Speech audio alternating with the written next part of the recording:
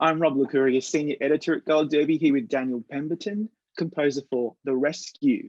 Now, Daniel, The Rescue chronicles this enthralling, against all odds story that transfixed us all a few years ago when those boys and their coach were rescued from deep inside a cave in Thailand. Can you talk us through some of the ways in which your score helps ratchet up the tension, particularly as the film lays out how these boys were actually rescued? Yeah, I mean, like, this film was a really intriguing challenge because I was a big fan of Chai and Jimmy's last film, Free Solo, which was fantastic cinematic film, and obviously got these massive shots in that of mountains. It's got a very vast cinematic scale, whereas cave diving is darkness. It's just a lot of darkness and brown. I was chatting to some of the divers the other day and they're just like, it's just brown. It's a world of brown. And so with the film, I've got to try and like capture a lot of the claustrophobia and the tension of the experience that's not necessarily always on screen, or like amplify the stuff on screen. And it was one where sometimes with my scores, I try and make them sort of very bold, but this one, it was very much supportive and sort of trying to really push you through that experience on the through the journey and the story of the film. Yeah, I was transfixed by the footage of the kids being pulled out of the cave. And it's no spoiler, we know what happens to these kids. The sound mix includes that cable news reports and applause by local onlookers, and then your ambient contemplative score underneath that sound mix that gives those scenes real emotional weight. Without a score, it just would not have been the same. What were you going for in those really pivotal parts of the film?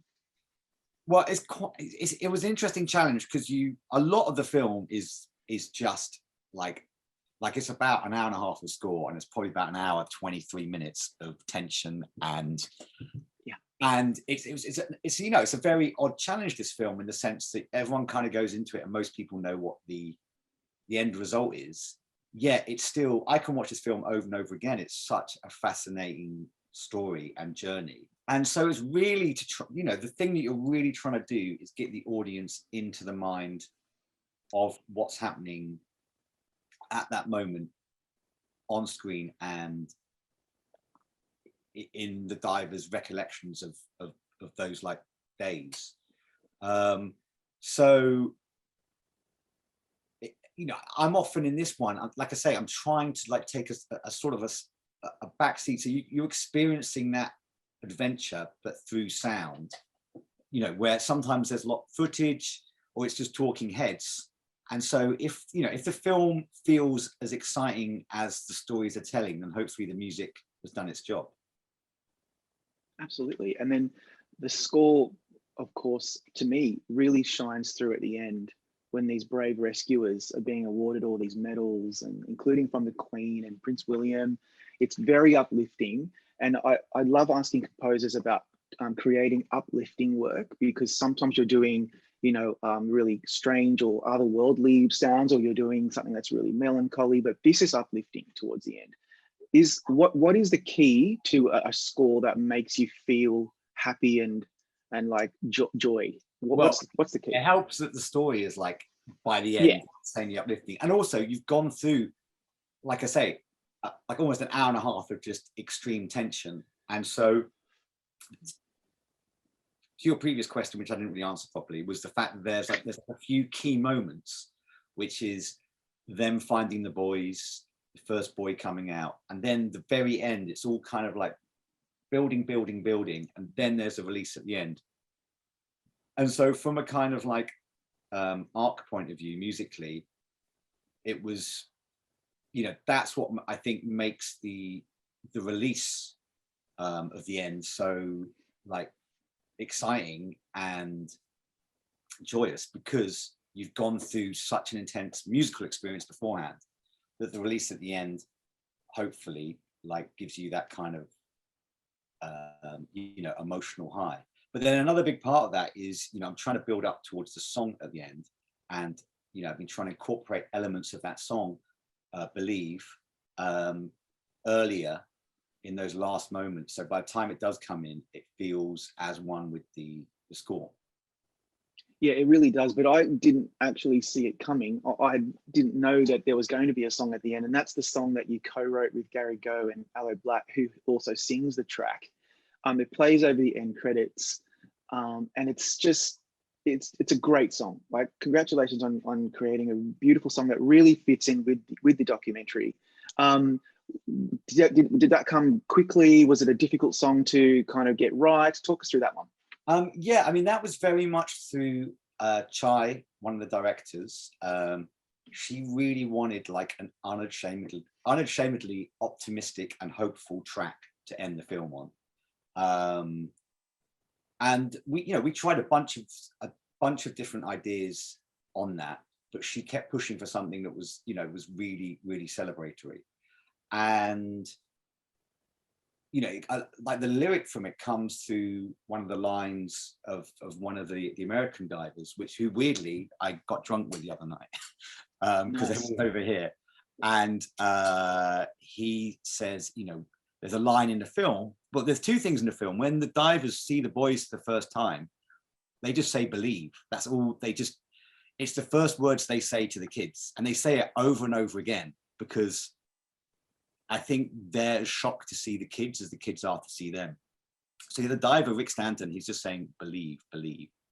And then later in the film, the US Marine, Derek, they say this job is impossible, and he goes, well, what if we can achieve the impossible?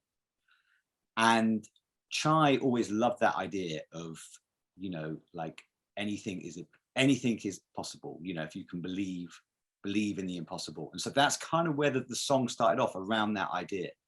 And Aloe we'd all been separately trying to come up with different ideas, and Aloe came up with this really strong chorus that Chai absolutely loved. And so we worked together, turning that into a bigger piece and like fitting more of the story into the song.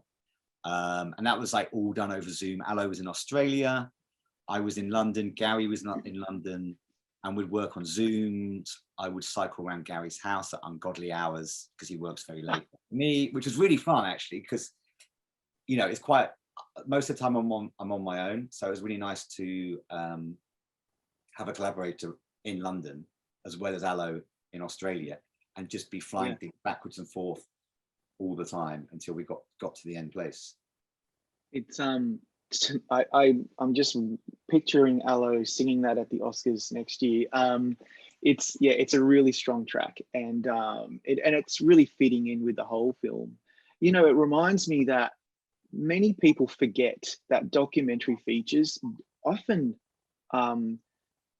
feature beautiful music. We forget that because we just expect them to be very black and white. And you've worked on documentaries in the past, but I know you've mostly for your narrative feature work. Are there any significant differences to working in those two genres? Yeah, I mean, my start as a composer was in documentaries. I started off weirdly doing TV music when I was 17, which is quite random. And I scored my first documentary when I was still at school. A very nice director called Paul Wilmshurst got me to score a TV show, which I had no idea what I was doing. And then I worked in like British documentaries for about like 20 years.